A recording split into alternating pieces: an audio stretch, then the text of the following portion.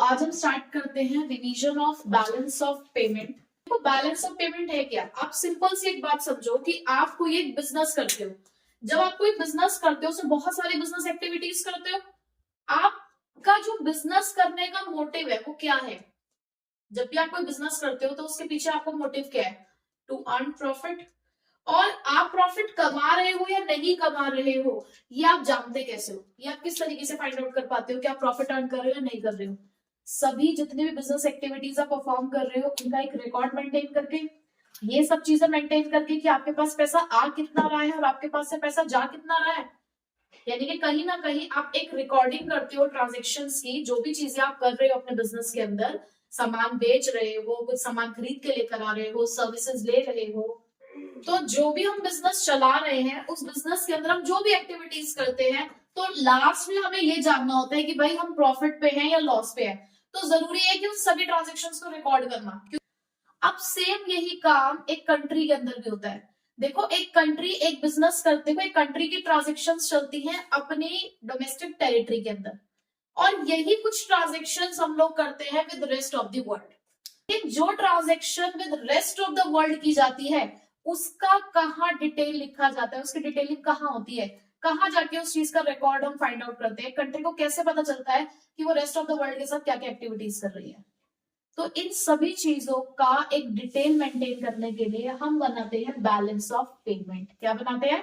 Balance of payment. तो balance of payment क्या है? तो एक स्टेटमेंट है। बैलेंस ऑफ पेमेंट क्या है? एक तरीके की स्टेटमेंट है जिसके अंदर हम क्या रिकॉर्ड कर रहे हैं?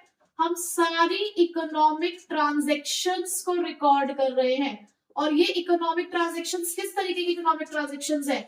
जिससे कहीं ना कहीं हमारे पास पैसों का इनफ्लो या हमारे पास से पैसों का आउटफ्लो हो रहा है।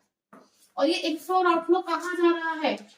रेस्ट ऑफ द वर्ल्ड के पास जा रहा है, यानी कि बाहर की कंट्रीज में। यानी कि वो सारी इकोनॉमिक ट्रांजैक्शंस जो हम रेस्ट ऑफ द वर्ल्ड के साथ करते हैं, उस चीज का जो रिकॉर्ड हम मेंटेन करते हैं, जिस स्टेटमेंट में हम वो रिकॉर्ड मेंटेन करते हैं, उसे कहते हैं बैलेंस ऑफ पेमेंट। तो बैलेंस ऑफ पेमेंट को जब यहां पर मैंने एक स्टेटमेंट बोला तो इसे कहीं मैं एक टेक्निकल वर्ड दे रही हूँ कि ये एक अकाउंटिंग स्टेटमेंट है, क्योंकि कहीं ना कहीं हम यहाँ पर अपने खातों को मेंटेन कर रहे हैं, हम अकाउंट्स मेंटेन कर रहे हैं। ठीक है, यानी कि जो भी हमारी ट्रांजैक्शंस होती होगी उनके हम अकाउंट्स यहाँ पर मेंटेन करते हैं। ठीक, अब क्योंकि यहाँ पर ये अकाउंटिंग स्टेटमेंट है तो ये रूल को फॉलो करती है, और वो रूल क्या है? वो रूल है डबल एंट्री सिस्टम। अभी डबल एंट्री सिस्टम का मतलब क्या हुआ? डबल एंट्री सिस्टम कहता है कि हर ट्रांजैक्शन के दो रूप है, दो एस्पेक्ट्स है। हर ट्रांजैक्शन हमें दो चीजें दिखाता है। जैसे कि आप किसी दुकानदार से सामान खरीदने के लिए गए, आप सिंपल ये मार्केट में खरीदने के लिए गए, तो आप अपनी जेब में 30 रुपए लेकर गए। आपने अपनी जेब से 30 रुपए निकालकर दुकानदार को दिए और दुकानदार ने बदले में आपको ये मार्कर दिया। तो अगर एक हाथ से कुछ गया तो दूसरे हाथ से कुछ आया भी ना। ये इसके दो एस्पेक्ट्स है। इसी तरीके से वो ये कहते हैं अकाउंटिंग स्टेटमेंट के अंदर भी, डबल एंट्री के अंदर भी, कि हर चीज के दो एस्पेक्ट होते हैं। यहां हम उन्हीं एस्पेक्ट को कहते हैं, एक को डेबिट और एक को क्रेडिट। क्रेडिट यहाँ पर पैसे के आने को रिप्रेजेंट करता है, यानी कि जब भी आपके पास पैसे आ रहे हैं तो उसे आप क्रेडिट साइड में रिकॉर्ड करते हो यहाँ पे।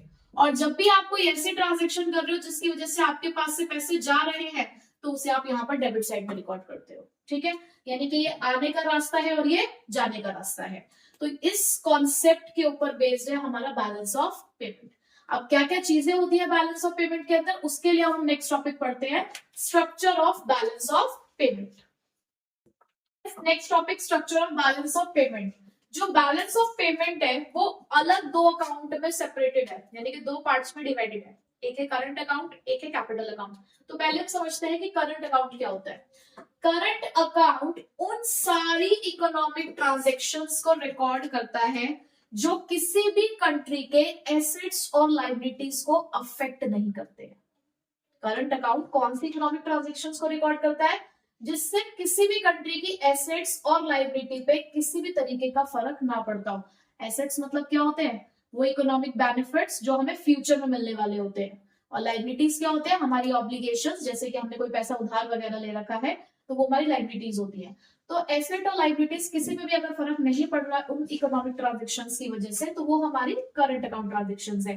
या यहाँ पे वो वाली ट्रांजेक्शन्स हम लोग करते हैं जो प्रॉफिट मोटिव के लिए की जाती है, जैसे कि एक्सपोर्ट इंपोर्ट। हम क्यों करते हैं एक्सपोर्ट इंपोर्ट? क्योंकि हमें प्रॉफिट अर्न करना है। सामान बेच रहे हैं हम दूसरी कंट्री में, क्यों बेच रहे हैं? क्योंकि हमें फॉरेन करेंसी अर्न करनी है। तो करंट अकाउंट के 3 पार्ट्स है मेनली, यहाँ पर 2 में डिवाइडेड है, बट आप उसे कह सकते हो कि 3 कंपोनेंट्स होते हैं करंट अकाउंट के। पहला export and import of goods, दूसरा export and import of services, तीसरा unilateral transfers. Export and import को तो आप समझते हो कि सामान खरीदना और सामान बेचना, चाहे वो गुड्स का हो चाहे सर्विसेज का हो। ये जो मैंने बोला यूनिलेटरल ट्रांसफर्स, ये क्या होते हैं? ये होती है वन साइडेड ट्रांसफर। जैसे कि ऐसी ट्रांजेक्शन जिसके लिए हमने कोई प्रोडक्टिव एक्टिविटी नहीं करी है लेकिन हमें पैसा मिल रहा है,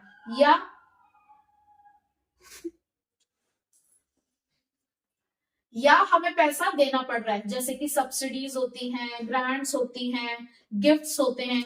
इनके बदले में हमने कोई काम नहीं किया, कोई फैक्टर सर्विसेज ना तो ली गई है ना फैक्टर सर्विसेज दी गई है, बट पैसे का लेन देन हो रहा है, वन साइडेड ट्रांजेक्शन हो रही है। तो ऐसी ट्रांजेक्शंस यूनिलेटरल ट्रांजेक्शंस कहलाती है। ठीक है, अब इसी को अगर हम क्रेडिट डेबिट के अकॉर्डिंग देखें, देखो अभी याद करने के लिए आप यहाँ पे लिख सकते हो कि ये जो क्रेडिट है यहाँ पर पैसा आता है तो ये इनफ्लो को रिप्रेजेंट करता है और ये हमारे आउटफ्लो को रिप्रेजेंट करता है। तो देखो इनफ्लो के लिए क्या हो सकता है? सबसे पहले हमारा विजिबल ट्रेड। विजिबल ट्रेड मतलब जिसको देख सकते हो। किसको देख सकते हो? एक्सपोर्ट ऑफ गुड्स को आप देख सकते हो। एक्सपोर्ट्स की वजह से पैसा आता है तो क्रेडिट साइड में है, इंपोर्ट की वजह से पैसा जाता है तो डेबिट साइड में है। इसी तरीके से इनविजिबल ट्रेड, इनविजिबल ट्रेड किसको रिप्रेजेंट करता है? सर्विसेज को, जिसको देख छू नहीं सकते लेकिन हम इसको अवेल कर सकते हैं। तो एक्सपोर्ट ऑफ सर्विसेज से पैसा आएगा, इंपोर्ट ऑफ सर्विसेज से पैसा जाएगा। उसके अलावा फैक्टर इनकम फ्रॉम अब्रॉड। अब जरूरी थोड़ी है कि सिर्फ सर्विसेज हमने एक्सपोर्ट करी, पैसे आने के और भी तो तरीके हो सकते हैं कि हमने फैक्टर सर्विसेज दी है अब्रॉड में। फैक्टर सर्विसेज मतलब हमने अपनी लैंड इस्तेमाल करने के लिए दे रखी है उन्हें, उसके ऊपर हमें रेंट आता है, लेबर प्रोवाइड की जा रही है, उसके ऊपर वेजेस आती हैं, हमने पैसा लगा रखा है किसी दूसरी कंट्री के अंदर तो हमें इंटरेस्ट रिसीव होता है। तो इस तरीके से अगर आप फैक्टर सर्विसेज देते हो तो बदले में क्या मिलती है आपको? Factor income. उसके अलावा ट्रांसफर रिसीट्स, यानी कि किसी भी तरीके की ऐसे ट्रांसफर जिसके लिए आपने कोई प्रोडक्टिव एक्टिविटी तो नहीं करी, यानी कि ये तो होती है फैक्टर सर्विसेज से कमाई जाने वाली इनकम, ये होती है नॉन फैक्टर सर्विसेज इनकम। यानी कि आपने कोई फैक्टर सर्विस तो नहीं दी लेकिन आपके पास पैसा आ रहा है। अब जैसे पैसे आने के सोर्सेज होते हैं सेम वैसे पैसे जाने के भी सोर्सेज होते हैं। तो import of service, factor payment made abroad, या ट्रांसफर पेमेंट्स अब्रॉड। जब आप इन दोनों का टोटल करोगे तो आपको करंट अकाउंट की रिसीट्स मिल जाएंगी, और जब आप इन दोनों का टोटल करोगे मतलब इस साइड का टोटल करोगे तो आपको करंट पेमेंट्स मिल जाएंगी। अब यहाँ पर मैंने एक तीसरा कॉलम भी बनाया है जो इसके नेट इफेक्ट को शो करता है। भाई अगर आपके एक्सपोर्ट आपके इंपोर्ट से ज्यादा है, यानी कि पैसा आया ज्यादा है गया कम है, तो फायदा है नुकसान? नुकसान। वाह, अच्छा सॉरी पैसा आया ज्यादा है गया कम है तो क्या है पहले फायदा? यहाँ हाँ यहाँ फायदे को बोलते हैं सरप्लस। वहीं पे अगर मैं कहूं इंपोर्ट्स ज्यादा हैं और एक्सपोर्ट्स कम है तो कमी है ना, लेस, मतलब आपके पास आउटफ्लोज ज्यादा हो गए इनफ्लोज कम हो गए, तो उसे यहाँ पर बोलेंगे डेफिसिट। अब मैं इसी को बोल दूं कि अगर आपकी करंट रिसीट्स करंट पेमेंट से ज्यादा है तो आपका जो करंट अकाउंट है वो किस में शो होगा? सरप्लस में, क्योंकि आपके पास इनफ्लोज बढ़ गए। बट वहीं पे अगर करंट रिसीट्स करंट पेमेंट से कम रह गई है तो ऐसे में आपका करंट अकाउंट का बैलेंस क्या शो करेगा? एक डेफिसिट, यानी कि एक नेगेटिव बैलेंस। ठीक, ये बात आपको समझ में आ गई। एक बात और आपको समझनी है, एक होता है बैलेंस ऑफ ट्रेड। क्या होता है? बैलेंस ऑफ ट्रेड, जिसको शॉर्ट फॉर्म में बोला जाता है BOT। करंट अकाउंट के अंदर तो export and import of goods and services दोनों आते हैं, लेकिन अगर मैं सिर्फ बात कर रही हूं export and import of goods की तो इस बैलेंस को BOT कहा जाता है। अगर हम सिर्फ export and import of goods देख रहे हैं, उनका डिफरेंस देख रहे हैं, तो वो बैलेंस क्या कहलाता है? BOT, balance of trade. किसका? Export and import of goods का ओनली। ठीक है, बट वहीं पर अगर आपने export and import of goods भी लिया, export and import of services भी लिए हैं, net factor income from abroad भी लिया है, नेट ट्रांसफर पेमेंट्स भी लिए हैं, आपके पास ये जो नेट करंट रिसीट्स है ये क्या शो करता है? आपका बैलेंस ऑफ करंट अकाउंट। ठीक है, तो ये हमने पढ़ लिया कि करंट अकाउंट होता क्या है। अगर आपसे पूछा गया कि कंपोनेंट्स कौन से होते हैं करंट अकाउंट के, तो आपको ये लिखने हैं। ठीक, अब हम नेक्स्ट पढ़ेंगे कैपिटल अकाउंट। देखते हैं कैपिटल अकाउंट। अब कैपिटल अकाउंट के अंदर वो सारी ट्रांजेक्शन्स रिकॉर्ड की जाएंगी जो कहीं ना कहीं हमारे एसेट्स और लायबिलिटीज को अफेक्ट करेंगी, यानी कि जिनकी वजह से या तो एसेट्स बढ़ेंगे या घटेंगे, या लायबिलिटीज बढ़ेंगी या घटेंगी। अब सबसे पहले हमें समझना है कि एसेट्स बढ़ेंगे तो इनफ्लो होगा या आउटफ्लो होगा। अगर एसेट्स बढ़ रहे हैं, प्लांट एंड मशीनरी खरीदी, कहीं पर इन्वेस्टमेंट करी, किसी को लोन दिया, ये सारे के सारे रीजंस हैं एसेट्स के बढ़ने के, और इसकी वजह से क्या होगा? आउटफ्लो होगा। अब जब आउटफ्लो होगा तो ये सारी चीज आप कहाँ रिकॉर्ड करोगे? डेबिट साइड में। तो देखो जरा, investment made to abroad, loans given abroad, और एक ये फिफ्थ पार्ट है, इसको जरा भी बाद में डिस्कस करेंगे। इसी तरीके से अगर एसेट्स कम होते हैं, आपने मशीनें बेच दी हैं, आपने इन्वेस्टमेंट विड्रॉ कर लिया है, किसी ने आपका लोन आपको वापस कर दिया है, तो इसकी वजह से एसेट्स कम हो रहे हैं। अब एसेट्स अगर कम हो रहे हैं तो इसका मतलब क्या हो रहा है? इनफ्लो हो रहा है। तो इनफ्लो हो रहा है तो ये सारी चीजें कहां पर आएंगी? क्रेडिट साइड में आएंगी। ठीक है, जैसे कि यहाँ पे लिखा हुआ है इन्वेस्टमेंट फ्रॉम अब्रॉड। ठीक है, अब लायबिलिटी साइड पे आओ। लायबिलिटीज अगर बढ़ रही हैं तो पैसा आएगा जाएगा? लायबिलिटीज बढ़ रही है, बोरोइंग्स, हमने किससे पैसा उधार लिया है तो पैसा आएगा ना हमारे पास। बोरोइंग्स, हमने किससे पैसा उधार लिया है। ठीक है, तो लायबिलिटी का बढ़ना इनफ्लो को रिप्रेजेंट कर रहा है। इनफ्लो मतलब क्रेडिट, तो देखो बोरोइंग्स फ्रॉम अब्रॉड। वहीं पर अगर मैं बात करूं लायबिलिटीज के कम होने की, लायबिलिटीज के कम होने का मतलब क्या? आप पैसा वापस कर रहे हो। जब आप पैसा वापस कर रहे हो तो आपके पास से पैसा जा रहा है, यानी कि आउटफ्लो हो रहा है। तो बेसिकली हम पढ़ क्या रहे हैं कैपिटल अकाउंट में कि ऐसी सभी ट्रांजैक्शंस जिसकी वजह से एसेट्स और लायबिलिटीज अफेक्ट हो जाए। ठीक, अब यहाँ पर ये जो एक और चीज लिखी हुई है, decrease in foreign exchange reserve, increase in foreign exchange reserve, ये क्या है? देखो, फॉरेन एक्सचेंज रिजर्व्स, आप कहीं ना कहीं करंट अकाउंट में ऐसी ट्रांजेक्शन्स कर रहे हो, कैपिटल अकाउंट में भी ऐसी ट्रांजेक्शन्स कर रहे हो जिससे फॉरेन एक्सचेंज आ रही है। जो भी फॉरेन एक्सचेंज आती है हम उसके रिजर्व्स मेंटेन करते हैं। अब यहाँ पर लिखा है decrease in foreign exchange reserve, तो ये इनफ्लो कैसे है? अगर फॉरेन एक्सचेंज डिक्रीज हो रहा है तो ये इनफ्लो कैसे हुआ? आउटफ्लो क्यों नहीं है? यहाँ तो आप कह रहे हो कि डिक्रीज हो रहा है, यहाँ लिखा है decrease in foreign exchange reserve, तो ये इनफ्लो का पार्ट कैसा है? देखो, decrease in foreign exchange reserve का मतलब हुआ कि आपने विड्रॉ किया है फॉरेन एक्सचेंज रिजर्व, आपने फॉरेन एक्सचेंज रिजर्व से पैसा निकाला है, तो निकाल के वो पैसा हमारे पास ही तो आया। हमने एक रिजर्व का एक अलग से बॉक्स मेंटेन करके रखा हुआ है, हमें पैसों की जरूरत हुई तो हमने अपने फॉरेन एक्सचेंज रिजर्व से पैसा निकाल लिया, तो वहां से विड्रॉल हुआ है, रिजर्व्स में से विड्रॉल हुआ है, लेकिन हमारी कंट्री के पास तो पैसा आ गया ना वो वाला, तो क्योंकि इनफ्लो हो रहा है इसलिए क्रेडिट साइड में। वहीं पे अगर मैं कहूँ इंक्रीज, इंक्रीज का मतलब है कि आप रिजर्व में पैसा डाल रहे हो। जब रिजर्व में पैसा डालोगे तो एक तरीके से आपके पास से तो आउटफ्लो हुआ ना, तो इसीलिए increase in foreign exchange reserves debit side में लिखा जाता है और decrease in foreign exchange reserve credit side में लिखा जाता है। ये थोड़ा सा कंफ्यूजिंग पॉइंट है, बच्चा इंक्रीज देख के उसको क्रेडिट साइड में लिख देता है कि इंक्रीज हो रहा है तो पैसा आ रहा है तो उसको क्रेडिट साइड में लिखना है। आप दूसरे पॉइंट ऑफ व्यू से सोचो कि डिक्रीज का मतलब क्या है? रिजर्व्स का पैसा खत्म हुआ, हमारे पास पैसा आ गया। यहाँ पे इंक्रीज का मतलब क्या है? हमने रिजर्व में पैसा डाल दिया है, हमारे पास से पैसा कम हो गया है, हमारा आउटफ्लो हो गया है। ठीक, अब यहाँ पर भी 3, 4, 5 को प्लस करोगे तो वो कैपिटल रिसीट्स होती है, यहाँ पर 3, 4, 5 को प्लस करोगे तो कैपिटल पेमेंट होती है। इन दोनों का नेट इफेक्ट क्या कहलाता है? Balance of capital account. आपने बैलेंस ऑफ करंट अकाउंट पढ़ लिया, बैलेंस ऑफ कैपिटल अकाउंट पढ़ लिया। क्या हमेशा balance of capital account equal आता होगा? देखो, डबल एंट्री सिस्टम क्या कहता है? हर ट्रांजेक्शन के दो एस्पेक्ट है, इक्वल एस्पेक्ट है, डेबिट और क्रेडिट। जब हमने वहां पर पढ़ा कि डबल एंट्री सिस्टम होता है, हर ट्रांजेक्शन के दो एस्पेक्ट है, डेबिट और क्रेडिट, बट वो दो एस्पेक्ट हमेशा इक्वल होंगे। हमेशा आपके डेबिट का टोटल क्रेडिट के टोटल के बराबर आएगा, आपको बीओपी बैलेंस दिखाना है। बट हमने पीछे भी पढ़ा कि करंट अकाउंट में कभी कभी सरप्लस भी आ सकता है, कभी कभी डेफिसिट भी आ सकती है। जब करंट रिसीट्स ज्यादा होंगी तो सरप्लस है, करंट रिसीट्स कम होंगी तो डेफिसिट है, इक्वल होंगी तो बैलेंस्ड है। बट जरूरी थोड़ी है ऐसा, सेम यहाँ पर भी तो ऐसा हो सकता है। तो इक्वालिटी कैसे लेकर आई जाएगी?